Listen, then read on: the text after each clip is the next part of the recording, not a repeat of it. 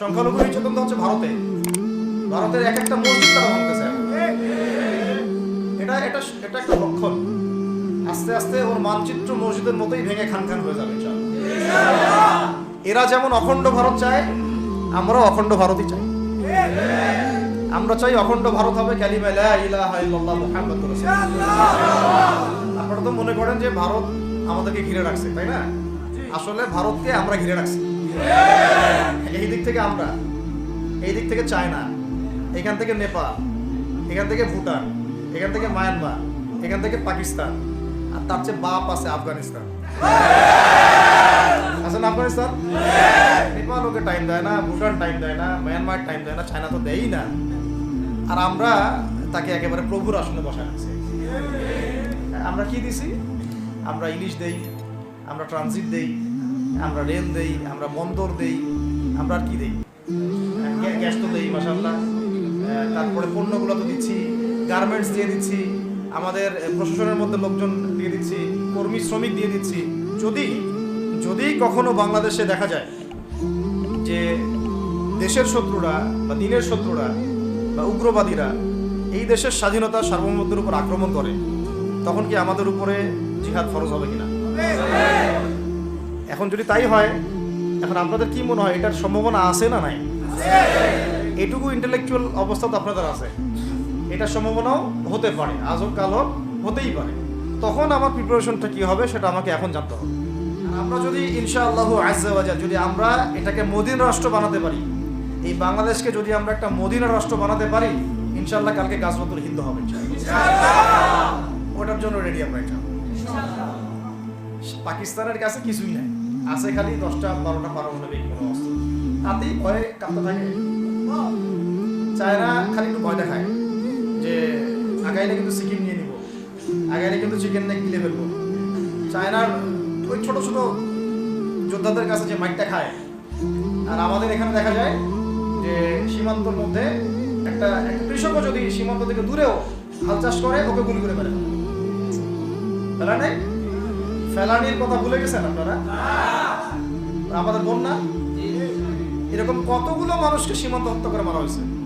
আজকে গুগলে গিয়ে সার্চ করে দেখেন কতগুলো মানুষকে বিগত 15 বছরে সীমান্তে হত্যা করা হয়েছে।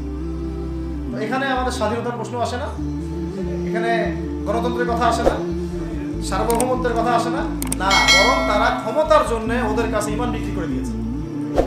ক্ষমতার জন্য এই উগ্রদের কাছে, মানে উগ্র হিন্দুত্ববাদীদের কাছে ওরা তাদের ইমান, ওদের আমল, ওদের তাকওয়া, ওদের দিন সব বিক্রি করে দিয়েছে।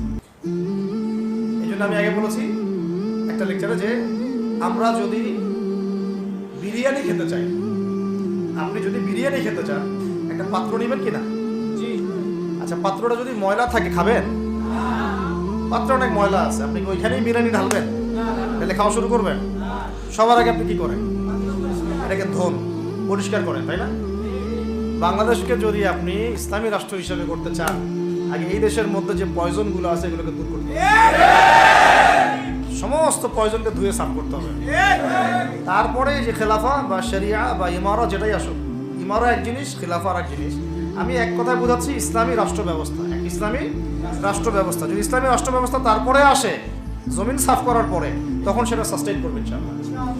আর যদি ময়লার মধ্যেই ইসলামী রাষ্ট্র কায়েম করতে চান, তখন হবে উদাহরণটা এরকম যে আপনি এই নোংরা ড্রেনের মধ্যে নেমে গায়ে সাবান মাখা শুরু করছেন, হাততে কোনো লাভ হবে, বরং ওই নোংরাই আপনাকে খেয়ে ফেলবে। ঠিক আছে? ডেমোক্রেটিক সিস্টেমের মধ্য দিয়ে যদি আমাদের ভাইরা ক্ষমতা যেতে পারে, যাক না, সমস্যা কিছু নাই। এটা কতটুকু জায়েজ না জায়েজ, হালাল হারাম, সুন্নাত, এদিকে আমি যাচ্ছি।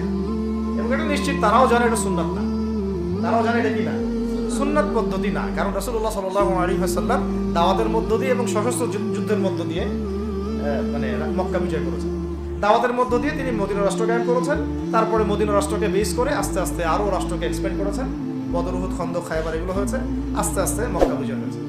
মূল ছিল আগে মদিনা রাষ্ট্রটা কায়েম করা। তো আমরা যে কোনোভাবেই হোক মদিনা রাষ্ট্রটা আমাদের কায়েম করতে হবে। তারপরে ইনশাআল্লাহ তাআলা দেখবেন, হ্যাঁ, ওই অখণ্ড ভারত আমরাও কায়েম করবো ইনশাআল্লাহ। সংখ্যা নিয়ে কিচ্ছু না, ওদের সংখ্যাকে আমরা ভয় পাই না, ওদের সংখ্যাকে ভয় পাওয়ার কিচ্ছু নাই, সংখ্যাকে ভয় পাওয়ার কিচ্ছু নাই। কারণ এই যে কোরআন আমার সামনে যে কোরআনটা আছে, এটা দেখে একটু খারাপ লাগলো। কোরআনের যে অবস্থা, এটা খুব মনের কষ্ট দিল আর কি। কোরআনটা হবে চকচকা, এটা দেখে বোঝা যাচ্ছে এটা অনেকদিন কেউ পড়েই নাই। আপনাদের বাসার যদি কোরআনের এই হালত হয়, তাহলে আমাদের দ্বারা দিন কায়েম হবে না। আপনার কোরআনের হালত হবে এমন যে কোরআনে এক বিন্দু পরিমাণ কোনো ময়লা নাই, প্রত্যেকদিন আপনার হাতের স্পর্শেই ময়লা দূর হয়, তখন এই কোরআন আপনার পক্ষে কথা বলবে ইনশাআল্লাহ। ভাই কোরআনের কাছে চলে আসেন, আর দেরি করেন না, সময় নাই। আল্লাহ পাক সবাইকে কবুল করেন। আমি এই মসজিদগুলোকে কাজে লাগান, এখানে তালিমি বৈঠক চালু করেন প্রত্যেক সপ্তাহে। আমি যদি প্রত্যেক মাসে রংপুরে আসি, প্রত্যেক মাসে সময় দেবো ইনশাআল্লাহ। আপনারা এখানে ইমাম ঠিক করেন, খতিব ঠিক করেন এবং ওই যে টিচার ঠিক করেন, করে আপনারা কোরআন শিক্ষার ব্যাচ চালু করেন, কোরআনের তাফসীরের ক্লাস চালু করেন, তারপরে তুলনামূলক আরবি ভাষা শিখেন। মানে এগুলো শিখে নেন তাড়াতাড়ি, সময় না এগুলো, আমাদের হাতে সময় কম। এগুলো আজকে থেকে 10 বছর আগেই শেখা উচিত ছিল, তাই না? কিন্তু আমাদের এই সেকুলার শিক্ষা ব্যবস্থা আপনার জীবন থেকে 20 বছর কেড়ে নিছে। 20 বছর পড়াশোনা করার পরে আমি চ্যালেঞ্জ করতেছি, এই যে লাখ লাখ টিচারকেও যদি আপনি কোরআন তেলাওয়াত ধরেন, সহি বলতে পারেন, অথচ তারা জাতির শিক্ষক হয়ে বসে আছে। সেকুলার শিক্ষা ব্যবস্থাটা আমাদের জীবন থেকে পুরা ইসলামের হকটাকে নষ্ট করে ফেলছে। আপনার অধিকার ছিল যে আপনি একজন স্কুলের স্টুডেন্ট, আপনি কোরআন পড়তে পারবেন। আপনি একজন কলেজের স্টুডেন্ট, আপনি কোরআনের তাফসীর করতে পারবেন। আপনি একজন ইউনিভার্সিটি পাস করেছেন, আপনি হাদিসও পড়তে পারবেন, এবারও তো দিতে পারবেন, এরাও দিতে পারবেন। এটা আপনার হক ছিল, কিন্তু এই হকটা নষ্ট করছে কারা? এই সেকুলার শিক্ষা ব্যবস্থা নষ্ট করে ফেলছে। এখন তো কিছু করার নাই। তো এটাতে আমাদের দোষ কি? আমাদের দোষ হচ্ছে আমরাই তো তাদেরকে ভোট দিয়ে উপরে উঠেছিলাম। আমাদের বাপরা উঠাইছে, আমাদের বাবারা উঠাইছে, তার বাবারা উঠাইছে। আমরা তো ওই সময় ইনসাফ করি নাই, ফল আমাদেরকে ভোগ করতে হয়েছে। আপনার এই প্রসঙ্গে দুটো কথা বলেই ফেলি, নাহলে আমি মানে হকাদায় হয় না। একটা মুসলিম ঘরের ছেলে, তার অধিকার নাই প্রাইমারি স্কুলে গিয়ে সে কোরআন শিখবে? আচ্ছা, আমাদের মৌলিক অধিকার কি? খাদ্য, বস্ত্র, বাসস্থান, শিক্ষা, চিকিৎসা, 5টা বলি না? কোরআন আমার মৌলিক অধিকার না?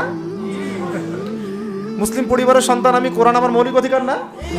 তারপর প্রাইমারি স্কুল আপনাকে শিখায় নাই, হাই স্কুল আপনাকে শিখায় নাই, এমনকি কারমাইকেল শিখাইছে আপনাকে, বেগম রোকেয়া বিশ্ববিদ্যালয় শিখাইছে, এরাও শিখায় নাই। এমনকি বিসিএস ক্যাডার হচ্ছেন কোরআন ছাড়াই, ডক্টর হচ্ছেন কোরআন ছাড়াই, ইঞ্জিনিয়ার হচ্ছেন কোরআন ছাড়াই। এমনকি শিক্ষা কমিশন গঠন হচ্ছে, ওই কমিশনের লোকদেরও কোরআনের জ্ঞান নাই। টকশোতে এসে আবার ঠিকই পটর করে, কোরআনে পড়তেও পারে না, টকশোতে এসে পটর করে।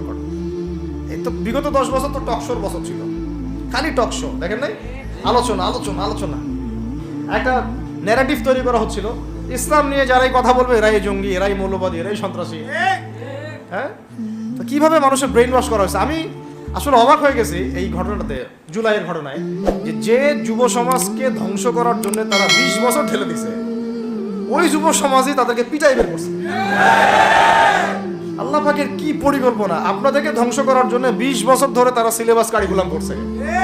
আপনাদেরকে শরৎচন্দ্র পড়াইছে, বঙ্কিমচন্দ্র পড়াইছে, হুমায়ুন আহমেদ পড়াইছে, হুমায়ুন আজাদ পড়াইছে, হ্যাঁ, শেক্সপিয়ার পড়াইছে, আর কত কি পড়াইছে। কোরআন পড়তে দেয় নাই, নামাজের স্বাধীনতা দেয় নাই, পর্দার স্বাধীনতা দেয় নাই। আমাদের বোন পর্দা করে পরীক্ষা দিতে গেছে, নেকাব খুলে ফেলা হয়েছে, কি করে নাই। কিন্তু ওই ছাত্র জনতার হাতেই পিটানি খেয়ে গেছে। আল্লাহ পাকের দেখছেন কি একটা মিরাকেল, আল্লাহ পাকের কি মানে কুদরত, কারিশমা। ঠিক কিরকম হয়েছে জানেন? ঘটনাটা হয়েছে এরকম যে ফেরাউনের ঘরেই মূসা আলাইহিস সালামকে আল্লাহ পাক বড় করছে। মাশাআল্লাহ। তো আপনাদেরকে ধ্বংস করার জন্যই কিন্তু এই পলিসিগুলো অ্যাপ্লাই করা হয়েছে। এখন যে আল্লাহ পাকের রহমতে আপনারা বিপদে যান নাই, আলহামদুলিল্লাহ। এখন যেটা আল্লাহ পাক বোঝার তৌফিক দিয়েছেন, দেখেন আপনারা কোরআন শিখতে পারতেন, এখানে পারেন নাই। শিক্ষা কমিশনের মধ্যে কোরআন নাই। শুধু তাই না, দেখেন 360 জন এমপি মন্ত্রীকে আপনি বসায় দেন, 360 জন এমপি মন্ত্রীকে বসায় তাদের সবাইকে শুধু কিচ্ছু না, আমি বলবো খালি সূরা ফাতিহা তিলাওয়াত করতে পারে, পারলে শুধু মমতাজ পড়তে পারে নাকি? কারণ তার তো বুখারী মুসলিম সিয়াসিটা পড়া আছে, ওটা পড়া ছিল আর কি, এটা পড়া ছিল, তো হয়তো সে পারতে পারে না, পারলে তো ভালো, খারাপ কিছু না, ঠিক আছে? তো বাকি কেউ কিন্তু পারে না। আমি বেশি দিয়ে দাও বলে, ঠিক আছে? তো এখন প্রিয় ভাইরা, এখন কথা অনেক হয়ে গেছে। মূল কথা হচ্ছে যে আমাদেরকে এখন একটা নতুন উদ্দেশ্য নিয়ে, টার্গেট নিয়ে, একটা মিশন নিয়ে আগামীকাল থেকে পথ চলতে হবে ইনশাআল্লাহ। প্রথম গন্তব্যটা কি? আমরা বাংলাদেশকে একটা মদিনা রাষ্ট্র কায়েম করতে চাই। সেটা যদি করতেই হয় তাহলে আমাকে কার আদলে করতে হবে, কার সুন্নতে করতে হবে? নবী মুহাম্মদ সাল্লাল্লাহু আলাইহি ওয়াসাল্লামের তরিকায়। এবং তার তরিকার প্রথম কাজটাই হচ্ছে আগে ইলম শিখতে হবে। শিখতে হবে। এই মসজিদগুলোকে কাজে লাগান, মাদ্রাসাগুলোকে কাজে লাগান। এবং 2 নম্বর হচ্ছে ইলম একা একা শেখা যাবে না। ইলম একা একা শেখা যাবে না। 20 বছর তো আপনি একা পড়াশোনা করেন নাই। প্রতিষ্ঠান ছিল, ওস্তাদ ছিল, তাই না? টিচার ছিল, আপনার একাডেমিক কারিকুলাম ছিল। ঠিক ওইরকমই দিনের ইলমও একা একা শেখা যাবে না, ওস্তাদ লাগবে। এবং আলহামদুলিল্লাহ আমাদের বাংলাদেশে ওস্তাদের অভাব নাই আলহামদুলিল্লাহ। প্রত্যেক জেলায় জেলায় উপজেলায় সব জায়গাতেই মুহাক্কিক বরেণ্য আলেমগণ আছেন আলহামদুলিল্লাহ। আর আপনি খুঁজে বের করবেন কে মুহাক্কিক আলেম। আমি কিছু মানে তাদের বৈশিষ্ট্য বলতে পারি যে তারা নিজেকে জাহির করেন না, বিনয়ী হন, অহংকারী হন না।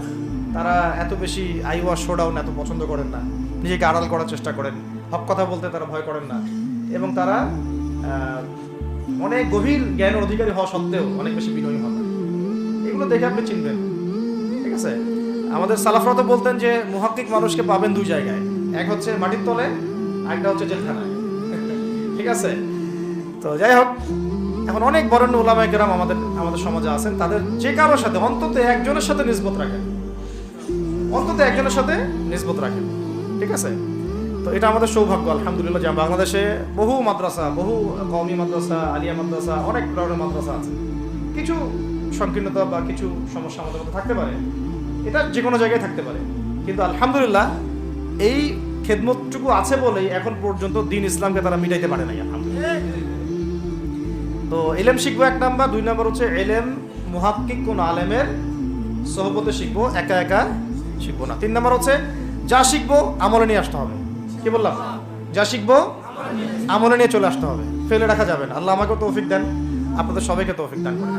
4 নাম্বার সময় কাজে লাগাইতে হবে। সময় কাজে লাগাইতে হবে, কোনো অবস্থাতেই আর হেলায় ফেলায় সময় নষ্ট করবো না। আমিও করবো না ইনশাল্লাহ, আপনারাও করবেন না ইনশাল্লাহ। 5 নাম্বার হচ্ছে নিজের প্রতিভাকে খুঁজে বের করবেন। সবাইকে আল্লাহ কিছু না কিছু প্রতিভা দিয়েছে, প্রতিভা খুঁজে বের করে ইসলামের জন্য কাজে লাগান। 6 নাম্বার হচ্ছে যাদের রিজিক হালাল তাদের তো আলহামদুলিল্লাহ কোনো সমস্যা নেই। যাদের হারাম রিজিক আজকে ছাড়তে হবে। কোনো সুদের সাথে সম্পৃক্ত থাকা যাবে না, কোনো ঘুষ, কোনো দুর্নীতি, কোনো মাপে কম দেওয়া, কোনো হারামে আমি খাবো না, আমি কোনো হারামের কাছে যাব না। আর উত্তরবঙ্গের বড় বড় ফেতনাগুলোর মধ্যে এই সুদী এনজিওদের ফেতনাও আছে, কাদিয়ানিদের ফেতনাও আছে, তাই না? তারপরে আপনার এই যে ইসাই মুসলিমদের একটা ফেতনা আছে না, একটা ফেতনা আছে। তারপরে এই আপনার বিড়ি ফ্যাক্টরি, তামাক ফ্যাক্টরি এগুলো ফেতনা আছে হারাম খাবার। আবার নতুন করে আমি ইসকনের ফেতনাও উত্তরবঙ্গে দেখা যাচ্ছে। তো এই ফেতনাগুলোকে চিহ্নিত করে আপনাকে বেঁচে থাকতে হবে এবং রিজিকটাকে হালাল করে ফেলতে হবে। ঠিক আছে? এর পাশাপাশি হচ্ছে 6 নম্বর বলবো যে পরিবারগুলো গড়ে তুলতে হবে। প্রত্যেকটা পরিবার হবে একটা দুর্গ। মানে আমার পরিবার হচ্ছে আমার একটা ইসলামিক রাষ্ট্রের মতো। এই পরিবারের মধ্যে অন-ইসলামিক কোনো কাজ চলে না। পরিবারের মালিক কি? আমি না? এখানে কি রাষ্ট্র আমাকে হস্তক্ষেপ করতে পারবে? তা আমার পরিবার আমার কন্ট্রোলে চলবে, একদম ইসলামিক অনুশাসন অনুযায়ী চলবে, ডানে বামে নড়তে পারবে না। এভাবে আপনাকে শক্ত থাকতে হবে। 7 নাম্বার হচ্ছে এখন থেকে তাবলীগের কাজ সবাইকে করতে হবে। কতটুকু করবেন? যতটুকু আপনি জানেন, যতটুকু আপনি জানেন। যেটা জানেন না ওইটা নিয়ে কথা বলার দরকার নেই। আর সমাজে কিছু ইখতিলাফি মাসালাগুলো আছে যেগুলোকে নিয়ে কিছু মানে মোটা বুদ্ধির মানুষেরা আর কি মসজিদগুলো ভাগ করে ফেলে।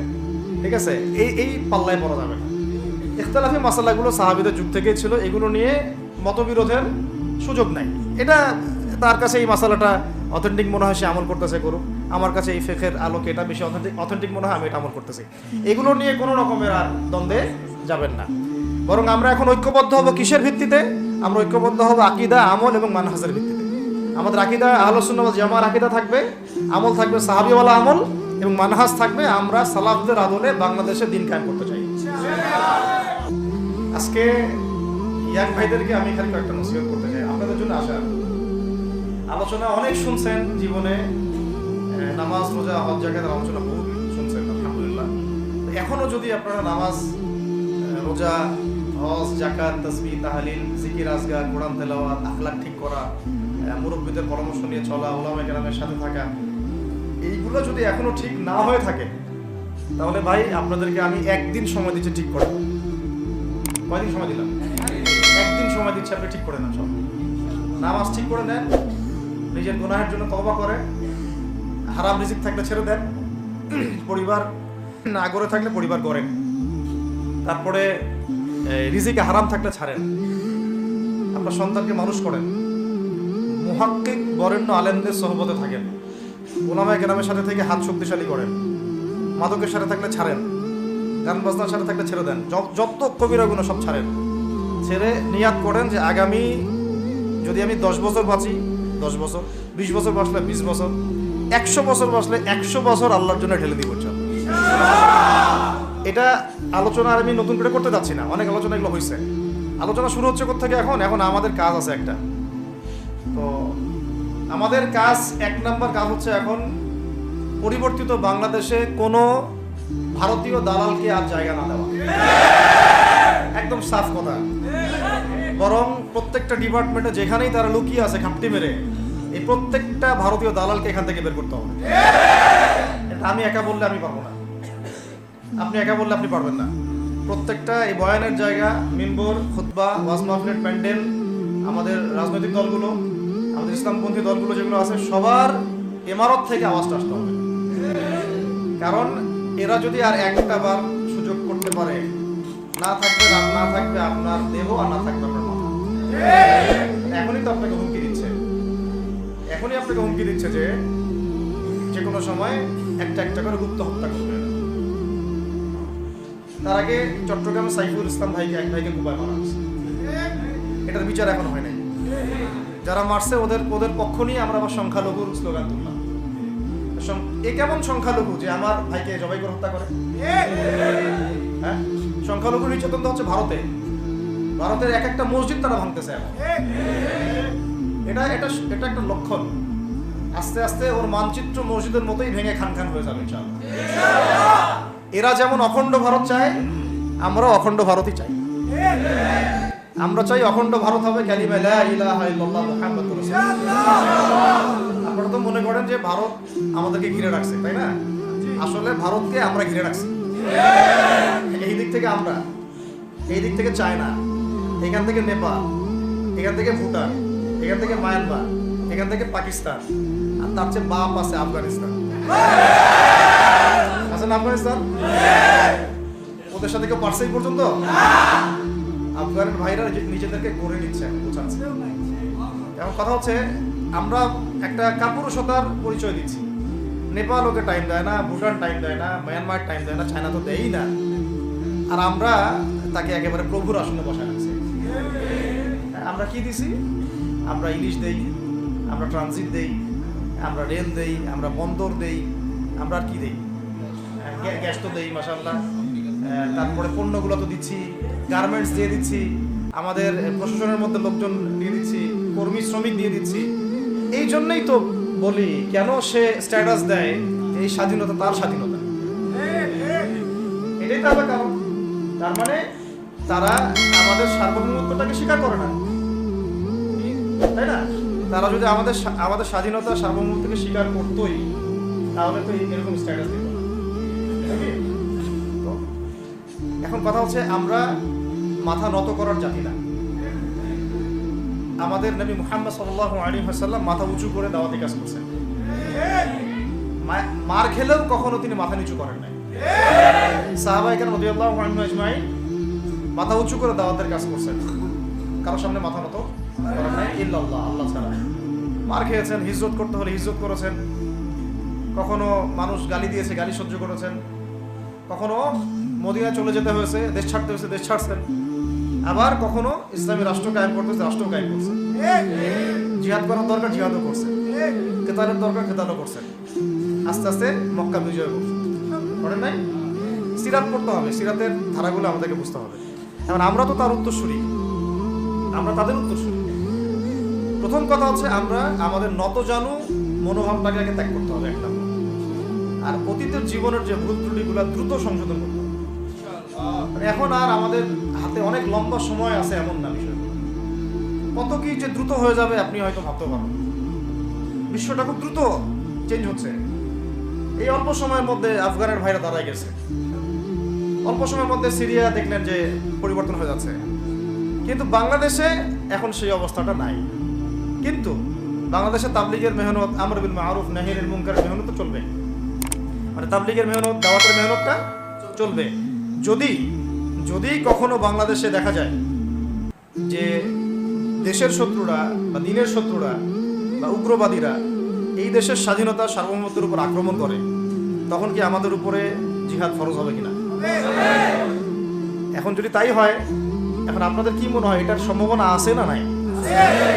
এটুকু ইন্টেলেকচুয়াল অবস্থা তো আপনাদের আছে, এটার সম্ভাবনাও হতে পারে, আজ হোক কাল হোক, হতেই পারে।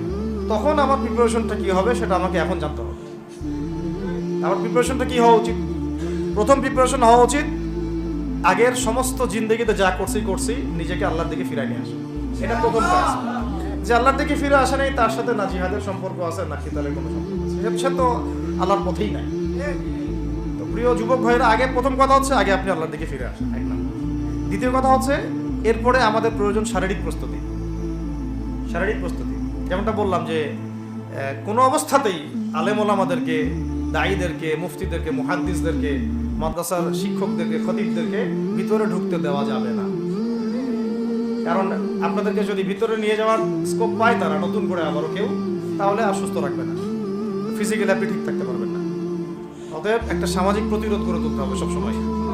মানে একটা এলাকার মধ্যে একজন আলেম আছেন, সেই আলেমকে এলাকা থেকে নিতে পারবে না, তাকে নেওয়ার আগে 100 জনের উপর গুলি চালাইতে হবে, এমন একটা মুভমেন্ট থাকতে হবে। প্রতিবাদ না করলে আপনি বান্দরবনে যান, বান্দরবনের পাহাড়ি এলাকায় গিয়ে কোন একটা পাহাড়ি লোককে উঠাই নিয়ে আসেন, দেখি কত বড় সাহস আছে। আর্মি পর্যন্ত পারে না। কে পারে না? সেনাবাহিনী পারে না। পারে? পাহাড়িরা ওইখানে ঐক্যবদ্ধ হয়ে যায়, ওদের মহিলারা ঝাড়ু নিয়ে সামনে চলে আসে। এই আমাদের বান্দরবনের কথা বলতেছে। ওখানে যে কুকিচিং একটা ফ্রন্ট গঠন করছে সশস্ত্র বিদ্রোহীরা, ওই অংশটুকুকে নিয়ে একটা মাস্টার প্ল্যান আছে ওদের। ওই অংশটুকুতে তারা একটা খ্রিস্টান রাজ্য বা আলাদা একটা পাহাড়িদেরকে নিয়ে একটা রাষ্ট্র প্রতিষ্ঠা করতে চায়, এটা ওদের স্বপ্ন। এই উদ্দেশ্যে তারা হাঁটতেছে এবং তারা অস্ট্রেলিয়ার ভাষায় কথা বলে। ওখানে তারা পতাকা বানাইছে, মানচিত্র বানাইছে, এমনকি লাস্ট টাইম আমরা ওখানে গিয়ে শুনলাম যে মুদ্রাও নাকি বানাচ্ছে। মুদ্রা বুঝতেছেন বিষয়টা কত ডিপ? আমাদের রাষ্ট্রে যে কত সমস্যা জানি না, যারা দায়িত্বে আছে তারা কি করতেছে, আসলে কোন দিকটা সামাল দিচ্ছে? অর্থনৈতিক দিকটা দেখবে না এই পাহাড়ি এলাকার সমস্যাগুলো মেটাবে, নাকি আমাদের মুসলিম উম্মার অভ্যন্তরীণ সমস্যাটা মেটাবে, না শহীদ ভাইদের খবর নিবে, না পঙ্গু ভাইরা যারা পড়ে আছে হাসপাতালে তাদের খবর নিবে? সিনেমা দেখতে বসে গেছে। কোন আক্কেলে সিনেমা দেখেন আপনি? সিনেমা দেখার সময় কোথায় আপনার? সিনেমা দেখার সময় কোথায়? এই যে যতগুলো ভাই শহীদ হয়েছে তাদের পরিবারের খোঁজখবর নেওয়া লাগবে না? এবং যতগুলো ভাই এখন হাসপাতালে কাতরাচ্ছে তাদের সঙ্গে হাজার হাজার ছাত্র ভাই, তাদের চিকিৎসা করানো লাগবে না? যত মানুষকে গুম করা হয়েছে ওদেরকে মুক্ত করা লাগবে না? তারাও তো জানে এটা অন্যায়, এবং যারা করে তারাও বলে এটা অন্যায়। এবং আমাকেও বলেছিল যে আমি জিজ্ঞাসা করেছিলাম যে আমাকে যদি মানে প্রকাশ্য কোর্টে চালান করে দেওয়া হয় এবং জাতির সামনে বলা হয় যে আমাকে গুম করা হয়েছে, এবং এরপর যদি বলা হয় যে আমাকে গুম করার পরে কোনো রকমের নেগেটিভ কিছু পাওয়া যায় নাই তাই আমরা ছেড়ে দিয়েছি, এই কথাটা কি বলা যাবে কি যাবে না? তারা বলছে যে না, এটা বলা যাবে না, কারণ এই কাজটা তো মানবতা বিরোধী অপরাধ, এটা বললে তো সবাই আবার বুঝে দেবে। তো এই হলো অবস্থা। ওখানে আমরা বুঝেছি যে বাংলাদেশের প্রশাসনে দুইটা ভাগ আছে। একটা ভাগ হচ্ছে মারাত্মক রকমের ইসলাম প্রিয় এবং দেশপ্রেমিক, মাশাআল্লাহ, আমরা তাদেরকে স্যালুট জানাই, মাশাআল্লাহ। কিন্তু আপনারা ভুল জায়গায় শ্রম দিচ্ছেন, আপনারা ভুল জায়গায় মেধা, শ্রম এবং আপনাদের জীবন নষ্ট করতেছেন। আপনাদের থাকা দরকার ছিল ওলামায়ে কেরামদের সাথে, তাহলে আপনাদেরকে টক্কর দিয়ে কেউ সামনে যেতে পারতো না। আপনারা খালিদ বিন ওয়ালিদ হতে পারতেন আমাদের, আপনারা কিন্তু ওমর ইবনে খাত্তাব হতে পারতেন। ওইখানে ঢুকে আপনারা শুধুমাত্র দুনিয়ার স্বার্থে সব নষ্ট করতেছেন। আমাদেরকে বলা হচ্ছে হুজুর বদদোয়া করিয়েন না, হুজুর ছেড়ে দিচ্ছেন, আমাদেরকে বদদোয়া দিয়েন না আবার বের হয়ে। আমাদের চাকরি, এটা ডিউটি। এটা এক ভাই আমাকে কোরআন এনে দিয়েছিল, নির্জনতা, তো ওখানে নির্জনতার সঙ্গী হচ্ছে কোরআন এবং নামাজ। তো এক ভাই দেখেছে আমি একটু নির্জন, মন খারাপ বসে আছে, একটা কোরআন নিয়ে এসে দিয়েছে, হুজুর কোরআন পড়েন আপনি, মন ভালো। আর একজন এসে কোরআন নিয়ে চলে গেছে। কোরআন পড়ে ওখানে যদি আপনি আবার উল্টাপাল্টা কিছু করেন, ওদের নিয়ম নাই কোরআন দেওয়ার কি নাই, নিয়ম নাই। তো এই হলো অবস্থা। কথা হচ্ছে যে এই ভাইদেরকে মুক্ত করা হতো তাদের কাজ ছিল। যে ওলামায়ে কেরামদের একজনের উপরে 3টা 4টা 5টা 10টা করে মামলা এখনো চলতেছে, তাদেরকে মুক্ত করা উচিত ছিল না? আর এই পুরো জুলুমের পিছনে যত জালেম ইনভলভ ছিল তাদেরকে আইডেন্টিফাই করে ভিতরে ঢোকানো উচিত ছিল না? হয়েছে সব কিছু? এই জিনিসগুলোর মধ্যে অনেক গ্যাপস আছে। এগুলো যদি এভাবে চলতে থাকে তাহলে আগামীতে আমরা যারা ইসলামিক রাজনীতি করবো বলে চিন্তা করতেছি বা ইসলামকে রাষ্ট্র ক্ষমতা নিতে চাই, আমরাও কিন্তু দেখতে পাবো আরো রকমের। আর বিগত সময় আমরা অনেক ভুল করছি, যেমন মন খারাপ করেন না এগুলো, আমরা ভুল করছি এই যে আমরা সেকুলারদেরকে অনেক বিশ্বাস করে ফেলছি, ওদের সাথে জোট করতে গেছি, ঠিক আছে, ওদেরকে আমরা ভাই বোন করার চেষ্টা করছি। আসলে এদের সাথে কাফেরদের সাথে কোনো পার্থক্য নেই। সেকুলারিজমে যারা আছে আর কুফার যারা, এদের মধ্যে কোনো পার্থক্য নেই। ওই কালিমা পড়া না পড়ার পার্থক্য, তো বাকি আপনার পিঠে ছুরি এরাও মারবে ওরাও মারবে। আমাদের টার্গেট হচ্ছে এখন একটা ইসলামপন্থী সরকারকে রাষ্ট্র ক্ষমতায় নিয়ে যাওয়া, এটা আমাদের এখন প্রধান টার্গেট। এখন আমাদের এজেন্ডা স্পষ্ট, কোনো গোপন এজেন্ডা নেই আমাদের। কি নেই? কোনো গোপন এজেন্ডা নেই। আমরা চাই বাংলাদেশে এখন একটা ইসলামপন্থী রাষ্ট্র ব্যবস্থা গড়ে উঠুক, ইসলামপন্থী সরকার শাসন ক্ষমতায় আসুক। এটার জন্য আপনাদের সবার ভূমিকা আছে।